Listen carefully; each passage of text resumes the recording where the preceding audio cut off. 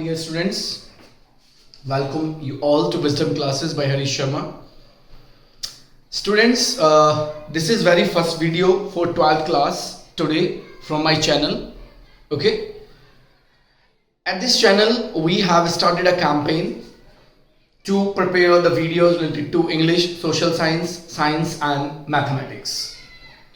But this is the very first video of 12th class English.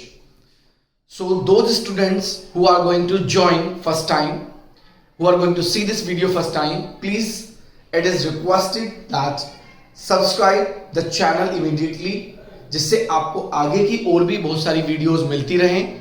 Okay, and कोशिश कीजिए अगर share हो सके और like and comment. Like means अगर आपको लगता है this video should be like by you, then you are most welcome. And if you don't want, you can dislike. If you want dislike, it's also welcome. Because देखिए, it depends on you what you want. जो आप चाहते हैं अगर वो यहां से आपको मिल रहा है, सो इट्स फाइन. तो आप चैनल को सब्सक्राइब भी करेंगे और उसमें वीडियो को शेयर भी करेंगे. ठीक है. हमारी इस क्लास का एक सबसे बड़ा मोटो है that it is not only a video class और YouTube class. This is class especially, I told in my intro video that those 4 students, those who are not able generally due to some circumstances, due to their further studies or other reasons, जो लगातार classes attend नहीं कर पाते, तो उनको कम से कम इन videos के through एक क्लास की तरह ही एक्सप्लेनेशन मिल जाए. ठीक है. स्पेशली क्या होता है, 12th क्लास के जो PCMB वाले बच्चे हैं, फिजिक्स केमिस्ट्री मैथ और बायोलॉजी वाले बच्चे हैं, generally I have seen in my classes also, वो कई बार इंग्लिश की क्लासेस नहीं कर पाते या उनका फोकस बहुत ज्यादा नहीं बन पाता क्योंकि कई बार प्रेशर होता है. So definitely this video is going to help you out. So please video को बिल्कुल भी स्किप मत कीजिएगा, फाइनल तक उसको देखिएगा. ओके.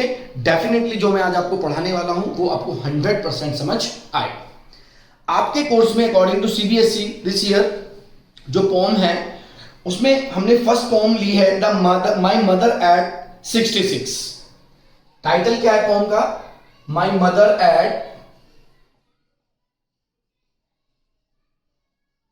66.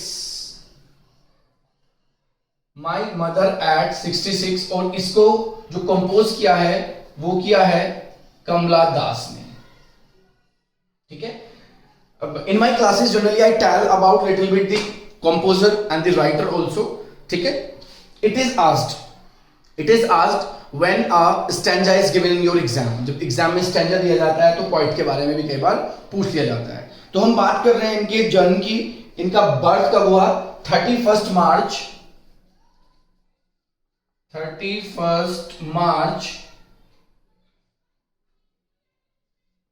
1934 में इनका जन्म हुआ. और अगर इनकी डेथ की बात करते हैं तो डेथ इनकी हुई है मई 31. ये कोइंसिडेंस है कि डेट लगभग सेम इनकी है. ठीक है. 2009. स्टूडेंट्स, ये एक इंडियन राइटर हैं, इंडियन पोइट हैं और बहुत ही, मैं कहूंगा कि उस लेवल की पोइट रही हैं. She did not hide anything. इन्होंने अपनी पर्सनल, प्रोफेशनल, हर तरह की लाइफ को अपनी राइटअप्स के थ्रू लोगों तक पहुंचाया है. और ऐसा नहीं है she revealed herself, she exposed herself, नहीं. With the help of her biography उन्होंने लोगों को कोई ना कोई मैसेज दिया है, लोगों को कोशिश किया है कि जो कभी भी इनकी लाइफ में कुछ हुआ है वो किसी और के साथ हैपन ना हो. बट हम बहुत डीप नहीं जाएंगे क्योंकि उसका शायद आपको बहुत ज्यादा बेनिफिट भी नहीं होगा. राइट. तो इनकी कुछ फेमस वर्क्स भी हैं जिसमें माई मदर एट 66 एक आता है, an introduction, hot noon in Malabar. इनके वर्क हैं introduction, hot noon in Malabar, क्योंकि ये इनका जन्म कहां पर हुआ था? प्लेस में लिख लीजिए, मालाबार,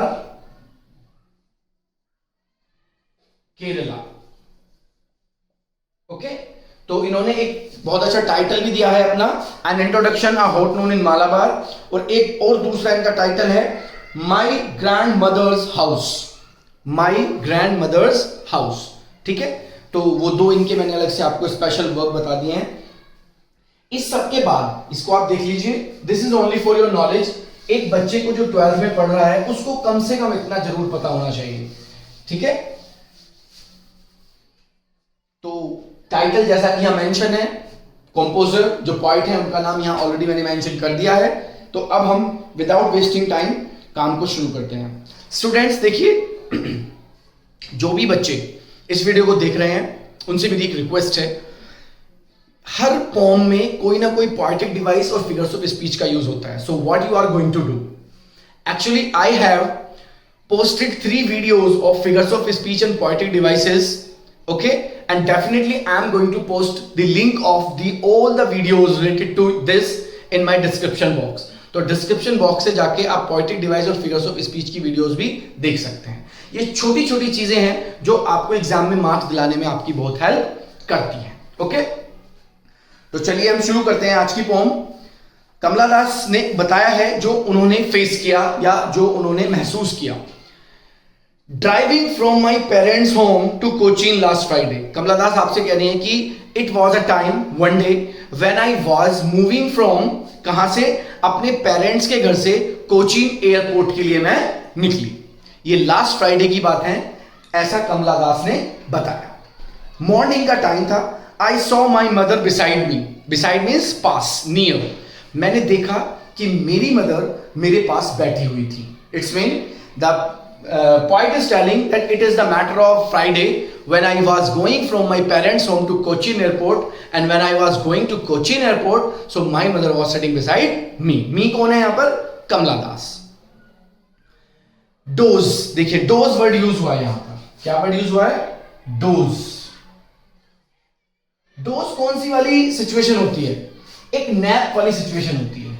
नैप, नैप को हम कहते हैं थोड़ी देर के लिए नींद आ जाना, अल्प निद्रा, ठीक है, थोड़ा सा आदमी का ऐसे नींद में रहना, लाइक दैट।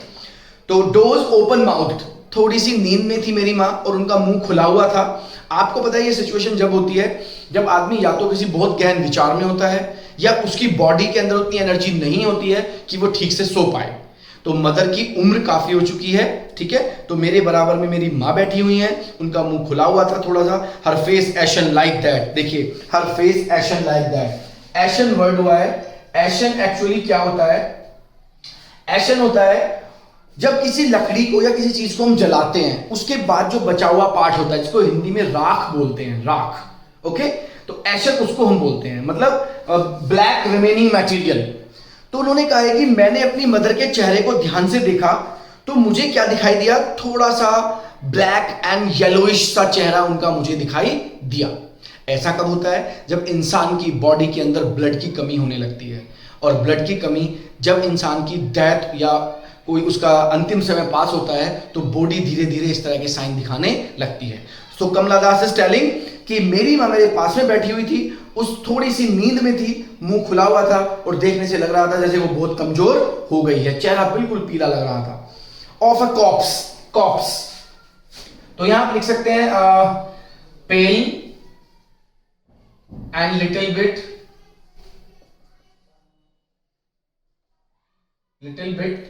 ब्लैकिश। ओके, एक वर्ड यहां पे आया है कॉप्स। कॉप्स वर्ड आया है आपका। कॉप्स होता है एक तरह से डेड बॉडी। कॉप्स क्या होता है? डेड बॉडी, मुर्दा।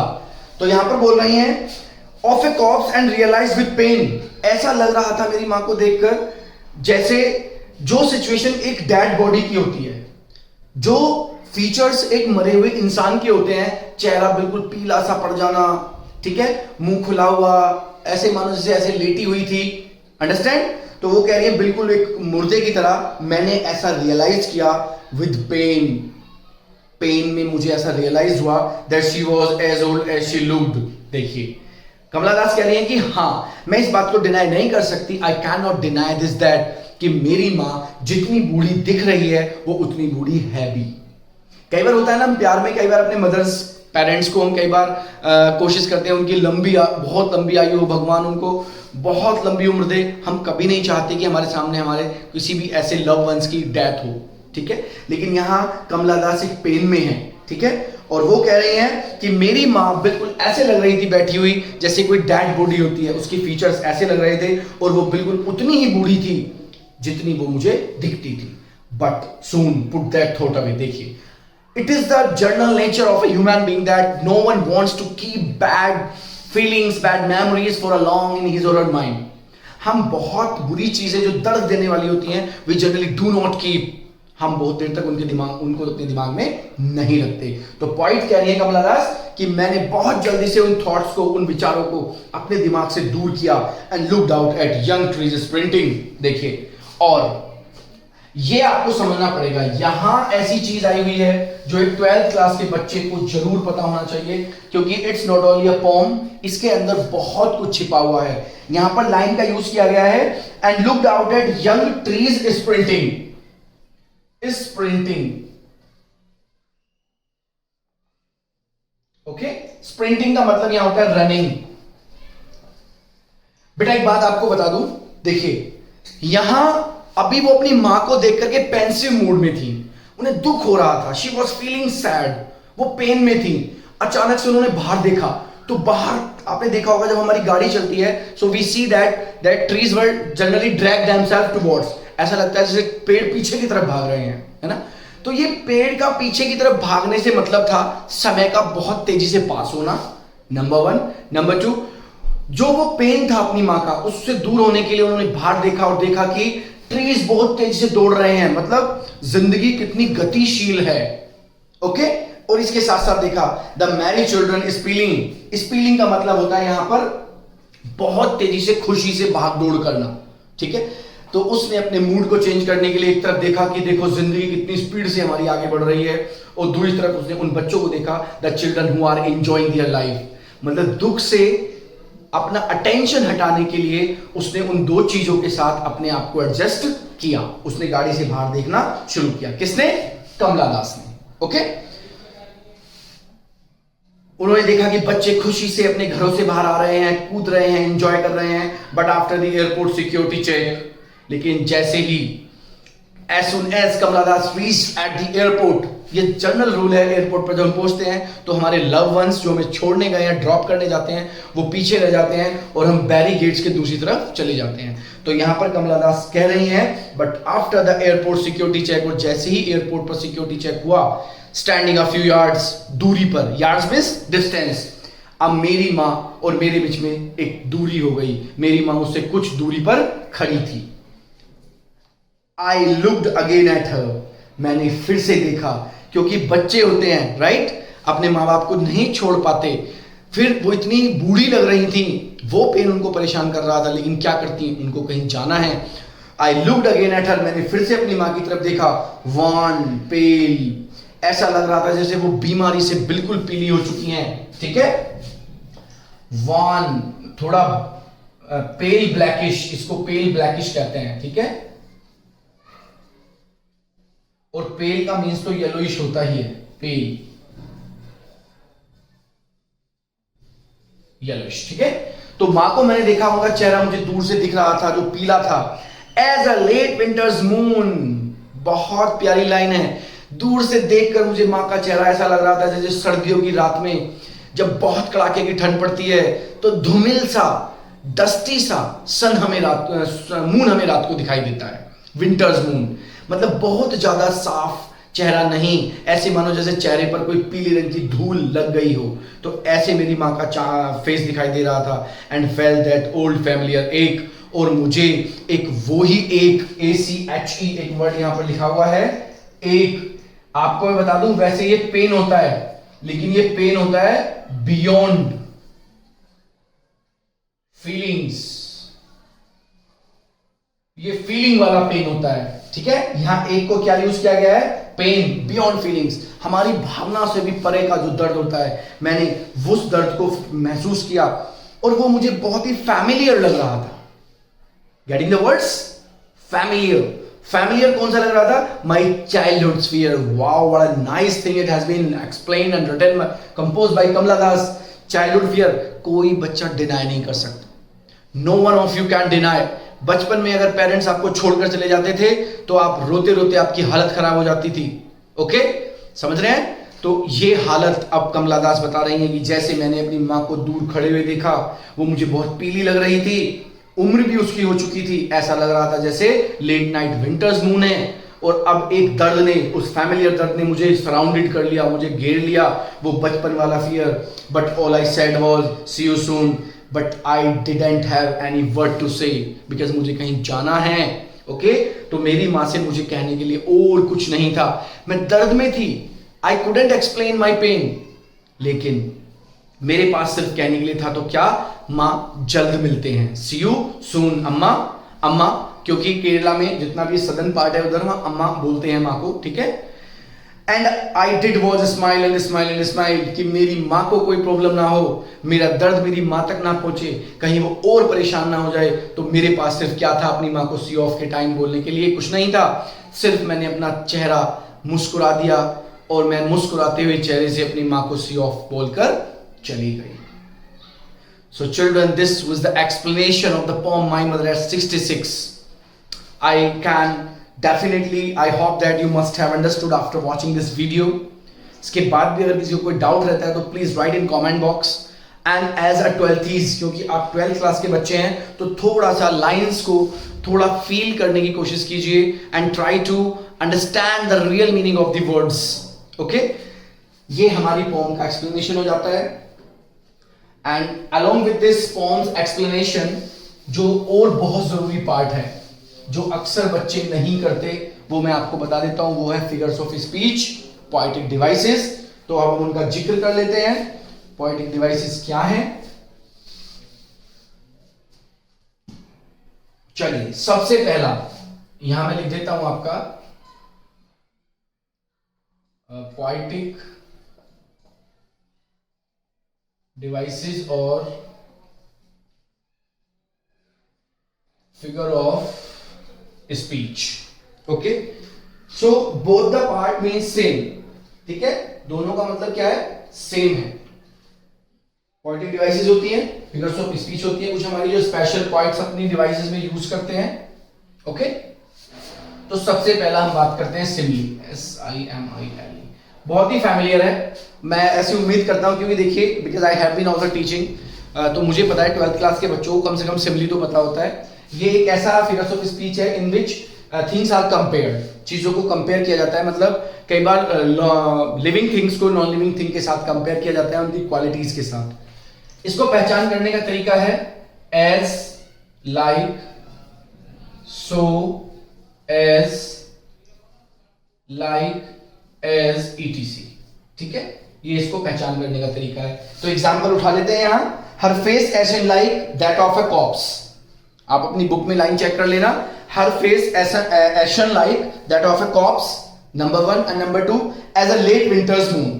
पहले वाले में डेड बॉडी के साथ कंपेयर किया गया है एंड सेकंड में लेट विंटर्स मून के साथ किया गया है. ओके, सेकंड आता है पर्सोनिफिकेशन.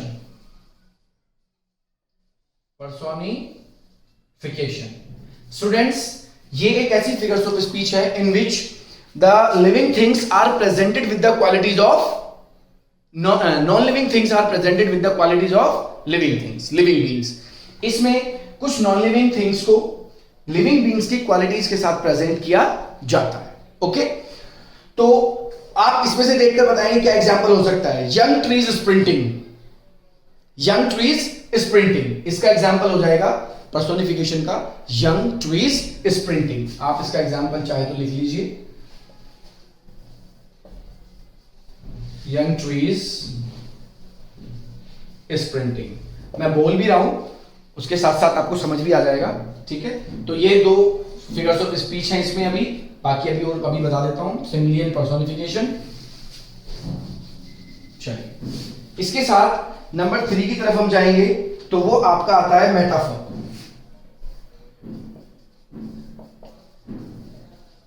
बेटा एक बात क्लियर है, एक तो वीडियो स्किप मत कीजिएगा प्लीज, क्योंकि I am teaching from the depth of my heart.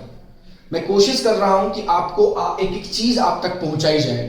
ठीक है, तो प्लीज ऐसा मत समझिएगा कि वीडियो लंबा हो रहा है और हम कैसे करेंगे. ये मेरा दावा है, एक बार वीडियो अगर आपने देख ली, इस फॉर्म को आप लाइफ में कभी नहीं भूल पाएंगे. Okay, along with that all the figures of speech I am trying to teach with this poem.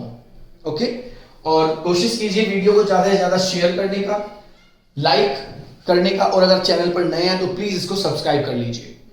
अब मेटाफर क्या होता है, ध्यान से सुनिए. सिमिली में हमने दो अलग ऑब्जेक्ट को कंपेयर किया।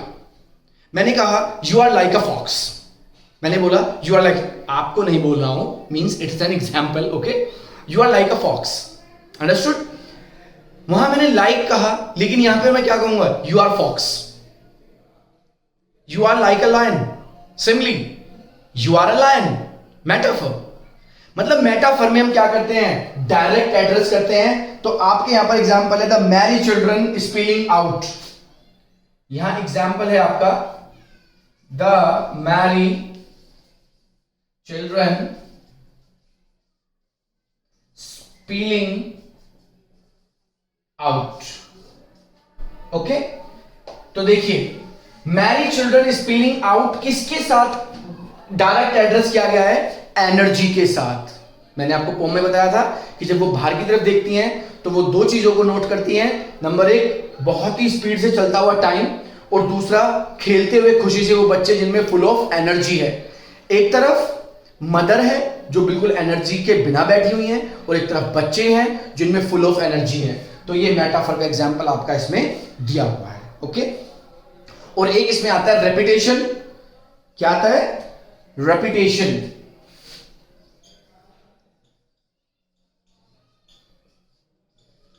देखिए रेपिटेशन में आपको लास्ट में दिखाया गया है स्माइल, स्माइल एंड स्माइल। देखिए यहां पर क्या है, यहां रेपिटेशन के साथ साथ इसको हम इसमें एलिट्रेशन भी यूज कर सकते हैं, क्योंकि एस एस को रिपीट किया जा रहा है, ठीक है। एलिट्रेशन का एग्जांपल भी हो जाएगा ये। दूसरा ये एग्जांपल एनाफोरा का भी हो जाएगा। एक फिगर्स ऑफ स्पीच होती है हमारी एनाफोरा, ये एग्जाम्पल उसका भी हो जाएगा। सो माय डियर स्टूडेंट्स, जो कोई भी बच्चा इस वीडियो को देख रहा है, प्लीज आप एक एक चीज को ध्यान से सुनिए। इसमें इससे ज्यादा कुछ भी नहीं है। ये सारी poetic devices and figures of speech मैंने यहां कवर करा दी हैं। एक्सप्लेनेशन भी कोशिश किया है कि आप तक प्रॉपरली एक वर्ड पहुंचे, ठीक है। Still if you are going to face any problem, so please comment box में जरूर लिखिए। अभी मेरे यहां पर जो कैंपेन चला है वो पहले सारी पॉम्स को हम कवर करेंगे, ठीक है। उसके बाद जो चीजें बचती हैं उनको भी हम वीडियोस के थ्रू आप तक पहुंचाएंगे। So I hope that you are going to enjoy this video, और प्लीज लाइक शेयर कमेंट करना बिल्कुल ना भूलें। मिलते हैं आपसे नेक्स्ट वीडियो में। Take care yourself, stay healthy. जय हिंद, जय भारत।